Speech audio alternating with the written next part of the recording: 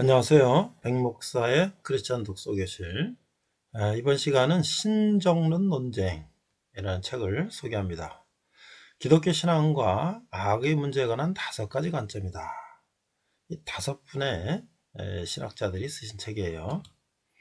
자, 이 책은 전능하고 선하신 하나님이 계시다면 왜 악과 고통이 상존하는가라는 문제인 신정론에 대해서 미국의 대표적인 기독교 철학자 5분이 기독교 역사에서 대두되었던 5가지 관점을 설명하고 답변하는 그런 책으로 되어 있어요.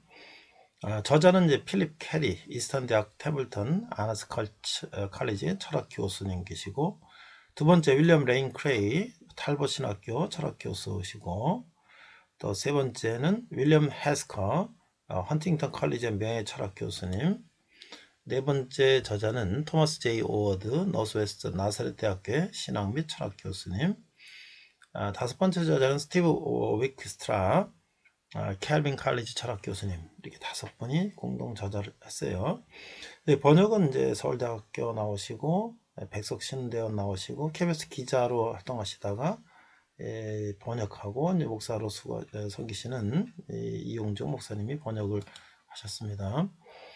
자, 크게 이제 목차를 보면은 악의 문제에 관한 다양한 관점을 설명하고 있는데, 이게 첫 번째는 이제 고전적 관점, 몰리나주의 관점, 열린 유실론 관점, 본질적 캐노시스 관점, 회의적 유신론 관점, 이렇게 5가지로 되어 있는데요. 사실 신정론도 쉽지 않은데 또 이 5가지 이런 관점으로 본다니까 더 어려워 보이는데, 책을 사셔서 천천히 한번 읽어보시면서 두고두고 생각해 보면 좋을 것 같습니다.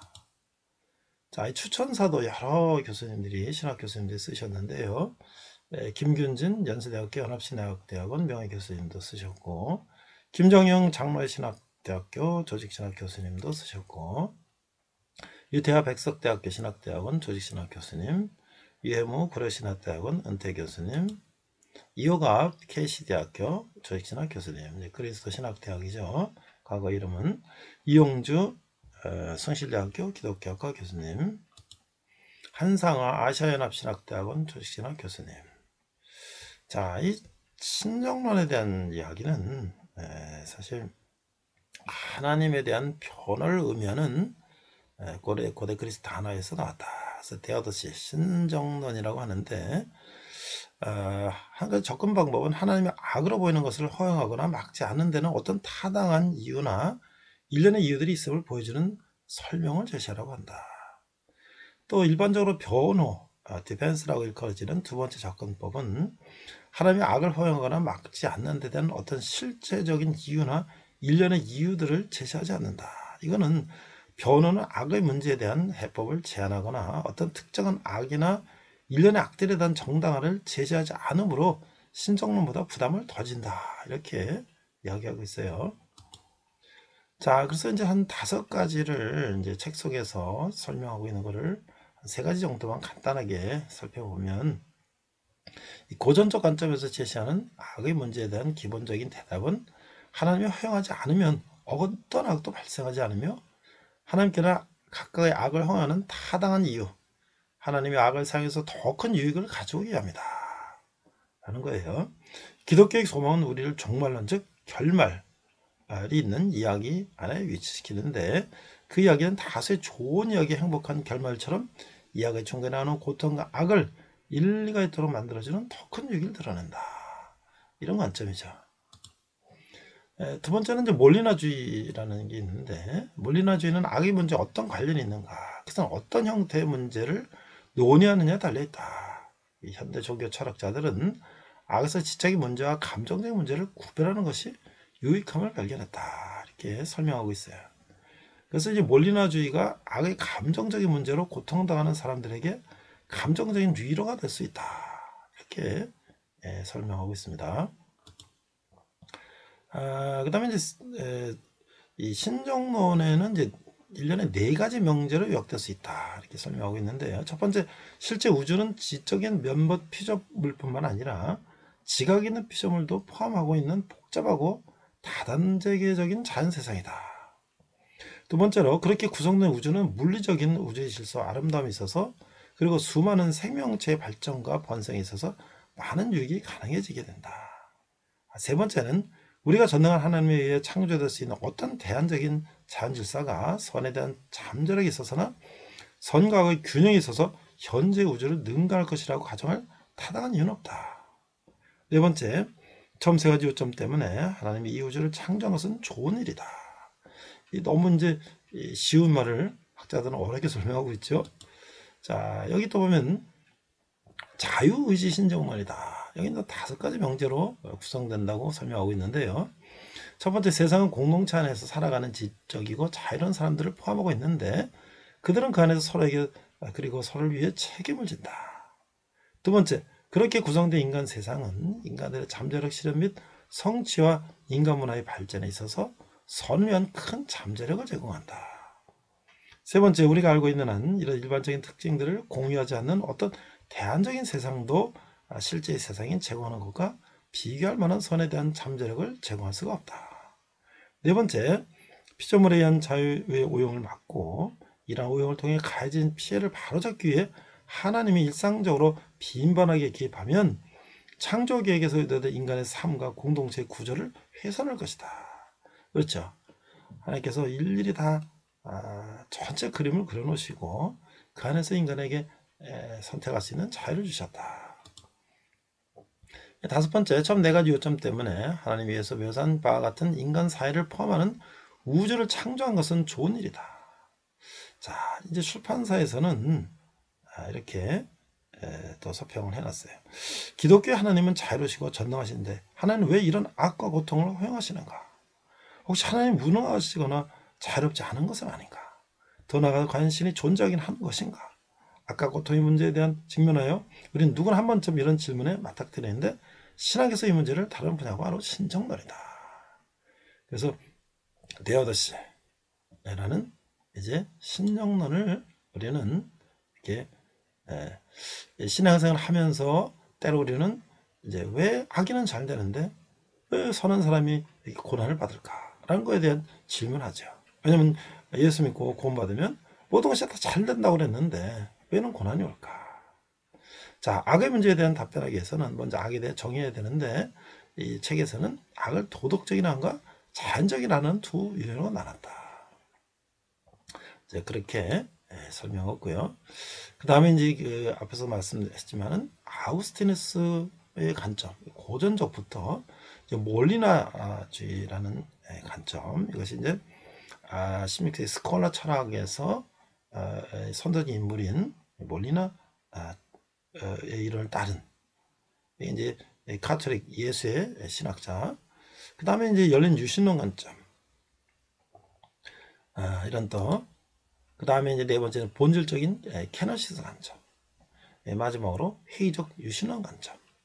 이런 식으로 크게 5가지 관점으로 설명을 하고 있습니다. 자, 그래서 이제 우리는 말이죠, 이 저자들의 관점에 동의할 수도 있고 동의하지 않을 수도 있어요. 그리고 설사 그 관점들에 동의한다 해도 악과 고통의 문제는 그대로 남아있기 마련이다. 그렇죠. 그 유한한 인간이 무한한 신뿐 아니라 자신보다 더 큰 세계 현실을 완전히 이해하기는 애초에 불가능할지도 모른다. 그래서 어쩌면 우리 인간의 숙명일지도 모른다. 그러나 이제 이 책은 악의 문제로 고통을 당하고 있는 사람과 이 문제로 고통 중에 있는 이웃을 돕기 원하는 사람이 자신과 타인을 더 깊이 이해하기 위해서 꼭 읽어봐야 할 책이다. 자, 우리가 이제 이런 신앙생활하면서 늘 경험하는 이 세상에 악이 이렇게 많고 또 악한 사람은 잘 되고 예수 믿는 사람들이 왜 이렇게 고난받는가? 이 문제에 대해서 우리가 한번 역사적으로 신학자들이 이렇게 연구한 것들을 또 오늘 현대 철학자들이 신학자들이 정리해놓은 것도 한번 읽어보면서 우리가 더 깊이 하나님의 섭리에 이해를 할 수 있는 그런 기회가 될 것이라고 생각합니다. 이상 백목사의 크리스천 독서 교류였습니다. 네, 이번 시간은 다윗의 애가들 2번째 시간으로서 총 다윗의 이야기를 이제 10번째 말씀을 나누고 있습니다. 특별히 오늘은 신정론에 관한 이야기를 나누고자 합니다. 먼저 본문은 시편 37편 39절로 40절 의인들의 구원은 여호와로부터 오나니 라는 말씀을 자막을 보고 함께 읽도록 하겠습니다. 39절 의인들의 구원은 여호와로부터 오나니 그는 환난 때에 그들의 요새시로다. 40절 여호와께서 그들을 도와 건지시되 악인들에게서 건져 구원하심은 그를 의지한 까닭이로다. 제가 이제 영어로 본문 한두 절을 읽고 있는데요. 특별히 우리 젊은이들이 영어로 성경을 읽으면서 좀 더 성경에 관심을 갖고 또 영어로 성경을 읽어보는 또 그런 훈련을 하는 것을 한번 제가 동기부여하기 위해서 한번 읽고 있습니다. Psalm 37장 39절 40절 But the salvation of the righteous is from the Lord. He is their strength in time of trouble. 40절 And the Lord helps them and delivers them. He delivers them from the wicked and saves them because they take refuge in Him. 이렇게 되어 있습니다. 자, 시편 37편은 어떤 내용인가? 그러니까 우리가 이제 신정론이다. 그래서 영어로는 이제 데오더시라고 되어 있는데요. 그러니까 신, 데오스. 그래서 말로 신, 데오스. 그 다음에 의는 디케. 이렇게 되어 있는데, 이 두 개의 헬라어가 합성이 돼서 영어로 데오더시라는 이렇게 말이 되었는데요. 그러니까 세상에 존재하는 악과 고통의 문제에 대해서 하나님의 의로심과 선하심을 변호하려는 시도다. 그래서 일명 신의로다. 하나님은 옳으시다 라는 것이죠. 즉 하나님이 존재하시는데 세상이 이처럼 모순토성인지, 왜 계속 죄악이 맹인을 떨치는지, 그렇다면 하나님은 공의로우신 분이 맞는지 등에 대해서 문제를 다루는 것이 신학적 입장이다. 그렇습니다. 이제 크게 두 가지 견해로 나눠지는데, 피조물의 자유를 남용한 결과 악이 이 세상에 존재하게 되었다. 이것은 이제 오리겐이라든지 아퀴나스라는 그런 이제 신학자들에 의해서 아주 주장이 되었어요. 근데 두 번째, 이 세상 모든 가능한 세계의 최선으로서 악은 전체의 아름다움과 조화를 돋보이게 하기 위해서 사전의 그림자처럼 필연적인 요소다. 이게 라이브니츠라는 신학자가 이야기한 것입니다.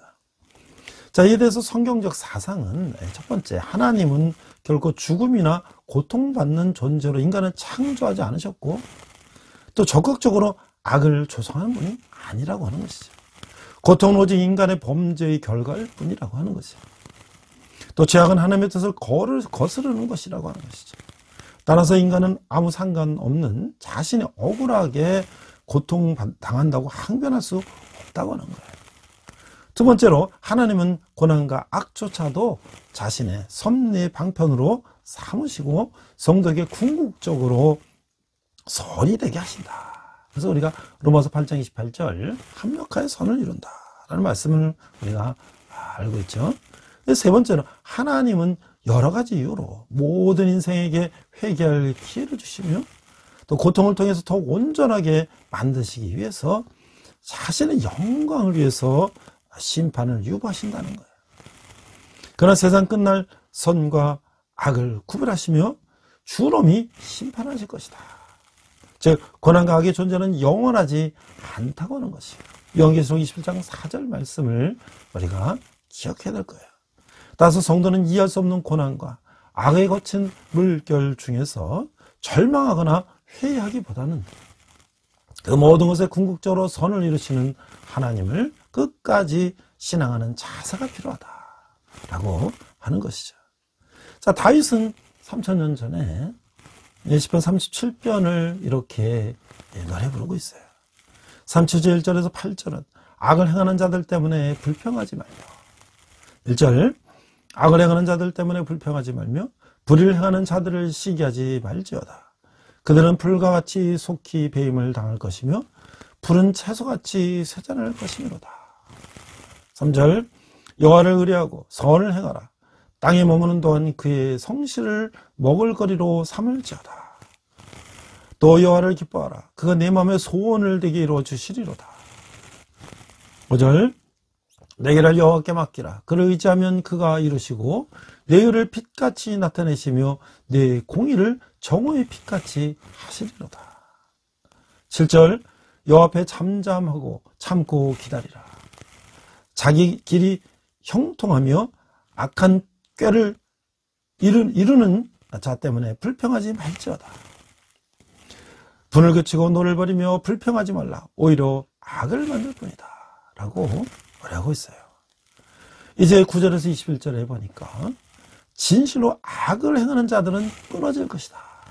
라고 노래하고 있습니다. 9절 진실로 악을 행하는 자들은 끊어질 것이나 여호와를 소망하는 자들은 땅을 차지하리로다. 잠시 후에는 악인이 없어지리니 네가 그것을 자세히 살필지라도 없으리로다. 11절 그러나 온유한 자들은 땅을 차지하며 풍성한 화평으로 즐거워하리로다. 악인이 의인치기를 꾀하고 그를 향하여 그의 일을 가는도다. 13절 그러나 주께서 그를 비웃으시리니 그의 날이 다가옴을 보심이로다.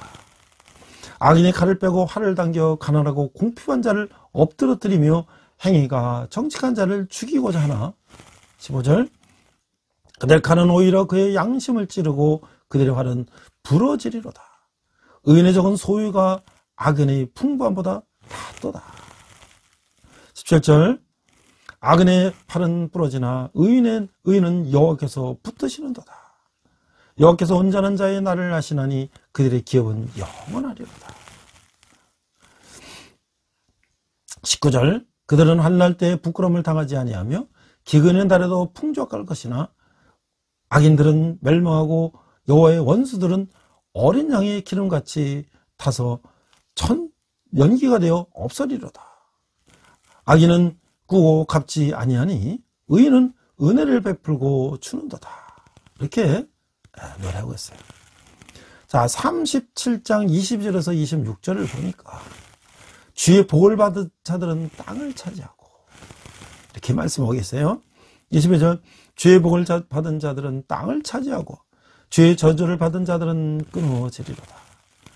여호와께서 사람의 걸음을 정하시고 그의 길을 기뻐하시나니. 14절 그는 넘어지나 아주 엎드러지지 아니하면 여호와께서 그의 손으로 붙드시리로다. 내가 어려서부터 늙기까지 의인의 버림을 당하거나 그의 자손의 걸식함을 보지 못하였도다. 26절 그는 종일토록 은혜를 베풀고 꾸어지니 그의 자손이 복을 받는도다. 37장 27절에 34절은 악에서 떠나서 선을 행하라. 그러니까 악한 자들이 망하고 선한 자들이 복을 받는 것은 역사상 우리 인생사를 통해서 하나님이 뜻이고 있다는 걸 알기 때문에 악에서 떠나 선을 행하라. 27절 악에서 떠나 선을 행하라. 그리하면 영원히 살리니. 28절 여호와께서 정의를 사랑하시고 그의 성도를 버리지 아니하심이로다. 그들은 영원히 보호를 받으나 악인의 자손은 끊어지리로다. 29절 의인의 땅을 차지하며 거기서 영원히 살리로다. 의인의 입은 지혜로우며 그의 혀는 정의를 말하며. 31절 그의 마음에는 하나님의 법이 있으니 그의 걸음은 실족함이 없으리로다. 악인의 의인을 엿보아 살해할 기회를 찾으나. 33절 여호와는 그를 악인의 손에 버려두지 아니하시고 재판 때에도 정죄하지 아니하시리로다. 여호와를 바라고 그의 도를 지키라. 그러면 내가 땅을 차지하게 하실 것이라. 악인이 끊어질 때에 내가 똑똑히 보리로다. 이제 마지막으로 35절 36절 내가 지나갈 때 그는 없어졌나니. 이렇게 노래하고 있어요. 35절 내가 악인과 악인의 큰 세력을 본즉 그 본래 땅에서 서 있는 나무의 피 무성함과 같으나 내가 지나갈 때 그는 없어졌나니 내가 찾아도 발견하지 못하였다. 37장 시편 37절 38절 범죄자들은 함께 멸망하리니. 37절 온전한 사람을 살피고 정직한 자를 볼지어다 모든 화평한 자의 미래는 평안이로다. 범죄자도 함께 멸망하리니 악인의 미래는 끊어질 것이다. 자, 37장 39, 40절을 보니까 의인들의 구원은 여호와로부터 온다 라고 노래하고 있어요. 39절 의인들의 구원은 여호와로부터 오나니 그는 환난 때에 그들의 요새시로다. 여호와께서 그들을 도와 건지시되 악인들에게서 먼저 구원하심은 그를 의지한 까닭이로다. 우리가 시편 37편에서 우리는 선하게 신학의 하나의 큰 과제인 신정론을 살펴볼 수가 있는 것이죠. 이 안에 하나님의 초월적인 속성, 전지전능하시고 영원불변하시고 무소부재하시고 완전 거룩하심에도 불구하고 그를 믿고 의지하는 그리스도인들이 왜 고난을 받아야 하는가 하는 문제가 신정론 이야기라고 하는 것이에요. 자, 이러한 상황에 대해서는 이미 에레미야도 그 후에 이 다윗의 그 후에 이제 이스라엘이 망하는 그런 상황 속에서 에레미야 12장 1절로 2절에서 이런 질문을 하고 있어요. 여호와여 내가 주와 변론할 때에는 주께서 의로우시니다. 그러나 내가 주께 질문하옵나니 악한 자의 길이 형통하여 반역한 자가 다 평안하면 무슨 까닭입니까? 2절 주께서 그들을 심으심으로 그들이 뿌리가 박히고 장성하여 열매를 맺었거늘 그들의 입은 주께 가까우나 그들의 마음은 먼이다 라고 이제 이야기하고 있어요. 네, 기독교 신정론에 관한 기독교 신앙의 악의 문제에 관한 이 5가지 관점이라고 하는 책을 제가 한번 찾아보니까요. 출판사에서 이렇게 서평을 하고 있어요. 자, 우리는 악과 고통으로 가득한 세상에서 살고 있다. 고난은 인간의 실존이자 특히 최근 세계의 현실이다. 전 세계적으로 코비드19 이 코로나 바이러스가 창궐하고 수많은 사람들이 목숨을 잃고 또 경찰이 외국에서 있는 일입니다만은 시민을 막 이렇게 체포하다 죽이고 막 이런 사건들을 보는 것처럼 이 세상에는 이 자연적인 악과 도덕적인 악이 가득하다라고 하는 거예요. 기독교 하나님은 자유로우시고 전능하신데 하나님 왜 이런 악의 고통을 허용하시는가? 혹시 하나님이 무능하거나 자유롭지 않은 것은 아닌가? 더 나아가 과연 하나님이 하긴 하시는 건가? 이런 악과 고통의 문제에 직면하여 우리는 누구나 한 번쯤 이런 질문에 맞닥뜨리게 된다는 거예요. 그래서 신학에서 이 문제를 다룬 분야가 바로 신정론이다 라고 하는 것이죠. 악의 문제를 대해서 답변하기 위해서는 먼저 악에 대해서 우리가 정의를 해야 된다라고 하는 것이죠. 이 책에서는 악을 도덕적인 악과 자연적인 악으로 2가지로 나누고 있는데 이 도덕적인 악이라는 것은 어떤 의미에서는 이 결과로 빚어진 악에 대한 도덕적으로 비난받을 만한 사람이 초래한 악으로서 이 사건의 배후와 의도가 있고 또 그 사람의 자유의지가 개입된 악을 의미한다고 하는 거예요.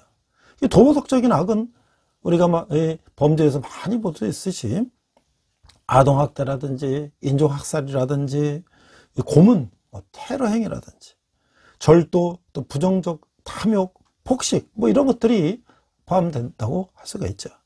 자, 그러면 자연적인 악은 도덕적인 행위자와 관련 있는 것이 아니라 자연적으로 발생하는 것을 이제 사건이나 재해 같은 것을 말할 수가 있죠. 자연적인 악에는 이제 하리케인이라든지 토네이도, 지진, 쓰나미, 기근, 이 백혈병이나 알츠하이머병 같은 질병, 또 청각장애나 시각장애 같은 이 장애, 그 다음에 사람이나 다른 생물에게 해를 끼치지만 어떤 인간도 그에 대한 책임이 없는 기타 끔찍한 사건들이 포함된다고 할 수가 있는 거예요. 이런 악의 문제를 해결하려면 자유로우시고 전능하신 하나님의 본성과 악의 실제가 공존하는 현실이 모순되어 보인다는 그런 지적 논리적 문제가 다뤄질 뿐 아니라 삶이 송두리째 무너져 내린 듯한 고통에 직면하여 사람들이 느끼는 하나님이 내게 어떻게 이러실 수 있는가? 라는 감정적 문제도 다뤄진다라고 말하고 있어요. 그래서 이 책에서는 이 문제를 놓고 하나님과 악의 문제에 관한 오늘날의 선도적인 사상가 이 5명이 먼저 이 문제에 관해서 자신의 견해를 제시하고 나서 다른 4명의 저자들의 견해에 대해서 비판적으로 답변하고 있다라고 하는 것이에요.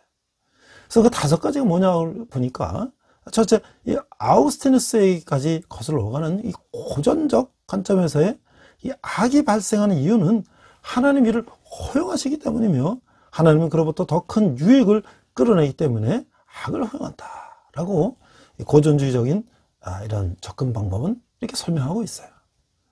자, 이 몰리나주의라는 관점은 이 가톨릭의 그 예수의 신학자인 루이스 데 몰리나의 저작과 그의 신적 섭리론에 기반을 두고 있는데, 이게 16세기 스콜라 철학 부흥의 선도적인 인물인 몰리나는 창조 질서에 대한 하나님의 포괄적인 섭리는 자유로운 인간의 행동과 조화를 이루며 자유로운 인간의 행동을 포함하여 세상에서 벌어지는 사건들에 대해서 하나님 미리 다 알고 있고 인과관계상의 영향력을 끼친다고 해서 하나님 반드시 그 사건들이 어떻게 결과를 결정하는 것이 아니라고 주장했다는 것이에요.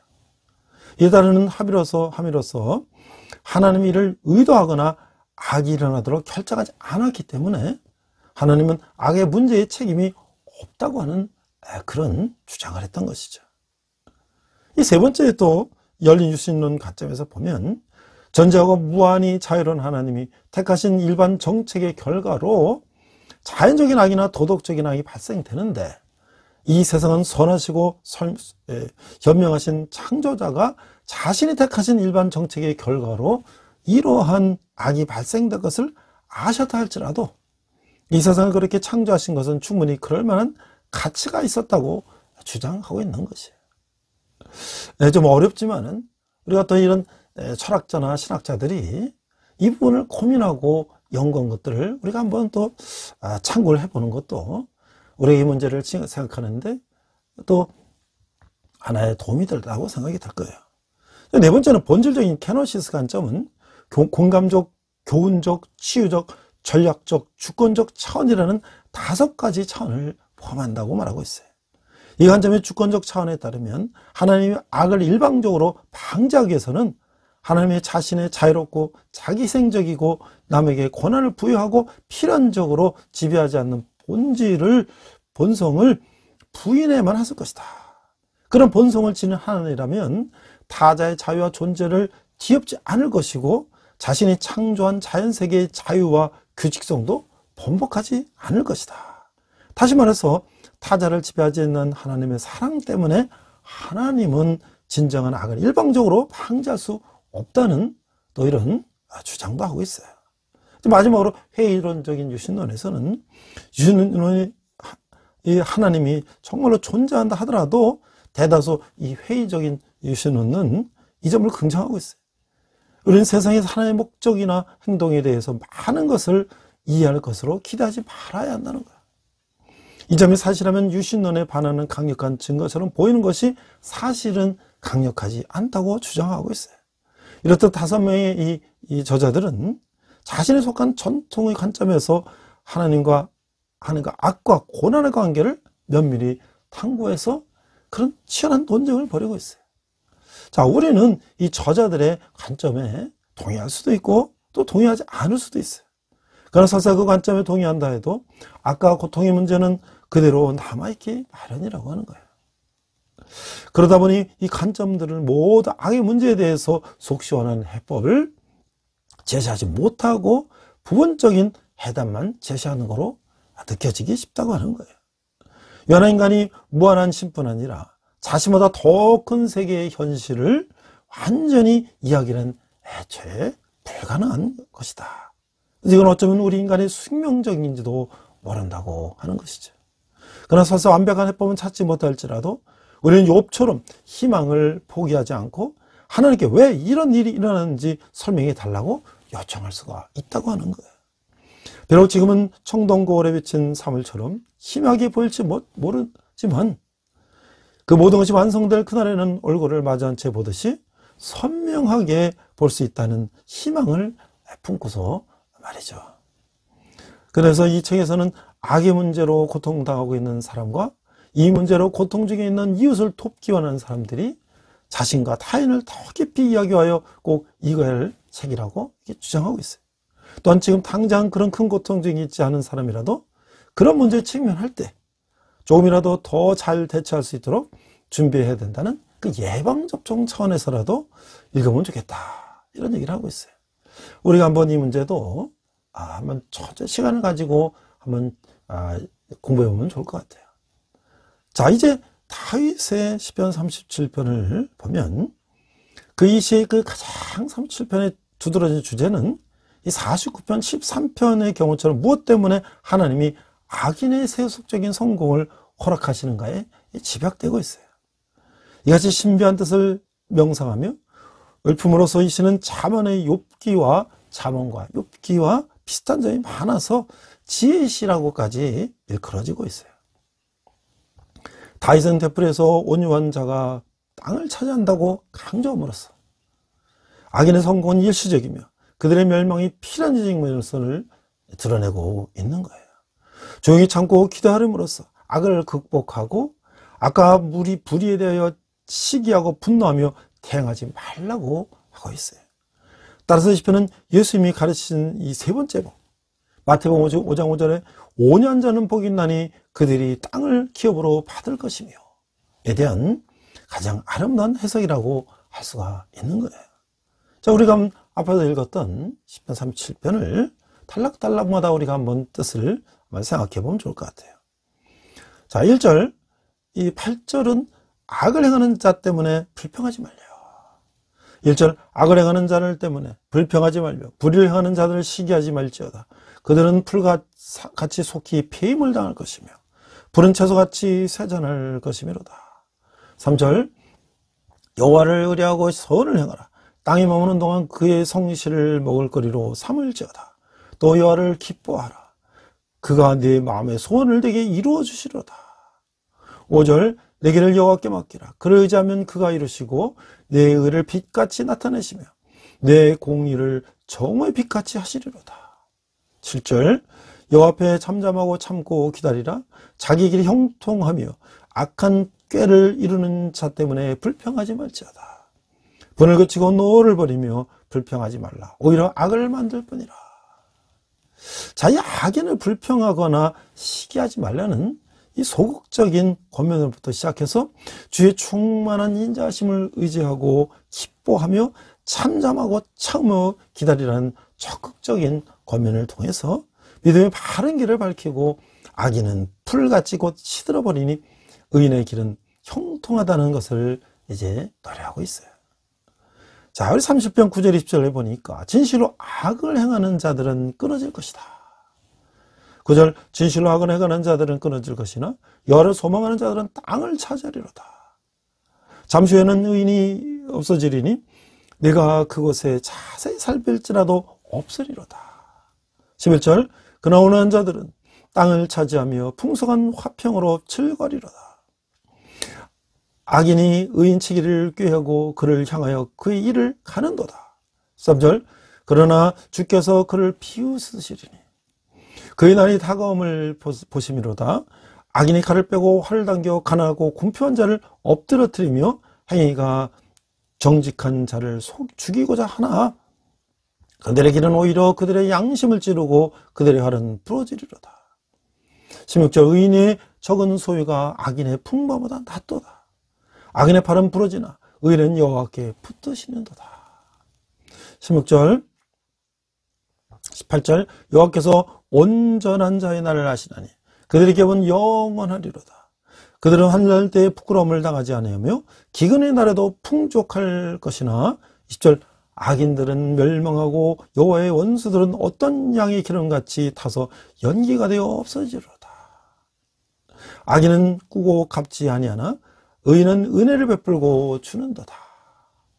자, 이 악인의 성공이 잠깐이며 그 소멸되고 의인은 박해를 받으나 결국 자유롭게 된다라고 하는 것이죠.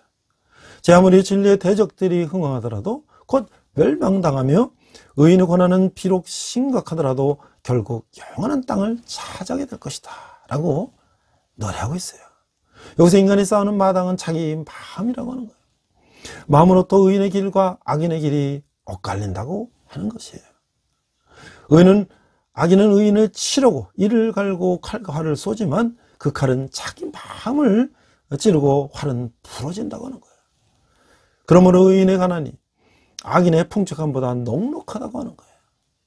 악인은 남을 묘하며 자기 생명의 바탕인 마음을 질발과 황폐하게 함으로써 그 풍족함이 연기처럼 사라지나 의인은 남에게 은혜를 베풀고 줌으로써 자기 마음을 풍요롭게 한다고 하는 것이죠. 자, 30편 22절에서 26절 보면 주의 복을 받은 자들은 땅을 차지한다. 22절 주의 복을 받은 자들은 땅을 차지하고 주의 저주를 받은 자들은 끊어지리로다. 여호와께서 사람의 걸음을 정하시고 그의 길을 기뻐하시나니. 24절 그는 넘어지나 아주 엎드려지지 아니하면 여호와께서 그의 손으로 붙드심이로다. 25절 내가 어려서부터 늙기까지 의인이 버림을 당하거나 그의 자손이 걸식함을 보지 못하였다. 구걸하는 거 보지 못했다는 거예요. 26절 그는 종일토록 은혜를 베풀고 꾸준히 그의 자손이 복을 받는도다. 의인의 너그러움은 이 112편과 고린도후서 8장 9장에서 더욱 자세히 설명되고 있어요. 의인이 의인인 것은 이기적인 삶과 결별했기 때문이라고 하는 거예요. 그래서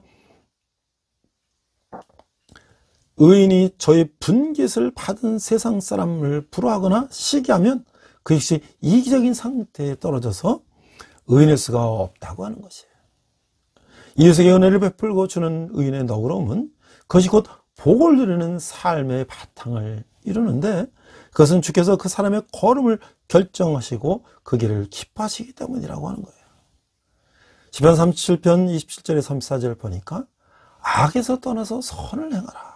27절 악에서 떠나 선을 행하라. 그리하면 영원히 살리니 여호와께서 정의를 사랑하시고 그의 성도를 버리지 아니하심이로다. 그들은 영원한 보호를 받으나 악인의 자손은 끊어지리로다. 29절 악인이 땅을 차지하며 거기서 영원히 살리라. 의인이 땅을 차지하며 거기서 영원히 살리로다. 의인의 입은 지혜로며 그의 혀는 정의를 말하며.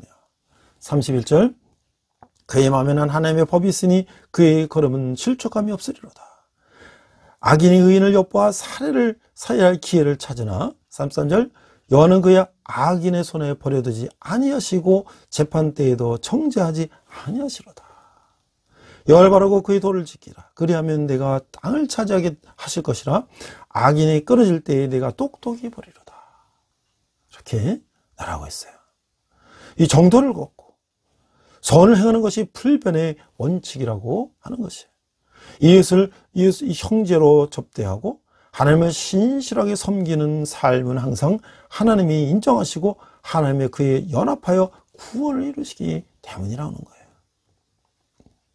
그러므로 의인은 확고한 토대 위에 서게 될 뿐 아니라 그들의 입은 지혜를 말하고 그 혀는 공의를 이루며 그 마음에는 하나님의 법이 있으니 실족함이 없게 된다고 하는 것이죠. 그들의 법과 진리를 양식으로 삼아 의로운 삶을 살아가는 것이에요. 또한 그의 생명이 하나님의 뜻에 잡혀 있으므로 그의 삶은 진실한 열매를 맺는다고 하는 것이에요. 악인의 고발로 사악한 법정에 설 때에 하나님이 간섭하시고 돕지 않을 리가 없다고 하는 것이에요. 자, 35절에 36절 보니까 내가 지나갈 때 그는 없어졌나니. 35절 내가 악인의 큰 세력을 본즉 그 본래의 땅에 서 있는 나무의 잎이 무성함과 같으나 내가 지나갈 때에 그는 없어졌나니 내가 찾아도 발견하지 못하였도다. 이 살아있는 비유는 이 지혜서에서 보는 표현과 그 생동감이 일치한다는 거예요. 욥기라든지 잠언, 천도서에서도 말씀과 동일하다고 하는 거예요. 그 37절, 38절 보니까 범죄자들은 함께 멸망하리니. 37절 온 자는 사람을 살피고 정직한 자를 볼지어다. 모든 화평한 자의 미래는 평안이로다. 범죄자들은 함께 멸망하리니 악인의 미래는 끊어질 것이다. 자, 의인의 종말은 평화이나 악인의 종말은 멸망이라고 하는 거예요. 하나님은 두려워하지 않고 헛된 말, 거짓된 주장을 하는 사람은 아무리 진리를 가장하고 나선다고 해도 악인의 운명을 피할 수가 없다고 하는 거예요. 하나님 자녀가 된 자의 성품은 겉으로 꾸며서 되는 것이 아니라고 하는 것이죠. 이제 마지막으로 39, 4절 보니까 오늘 본문이죠. 의인들의 구원은 여호와로부터 온다. 39절 의인들의 구원은 여호와로부터 오나니 그는 환난 때에 그들의 요새이시로다. 여호와께서 그들을 도와 건지시되 악인들에게서 건져 구원하심은 그를 의지한 까닭이로다.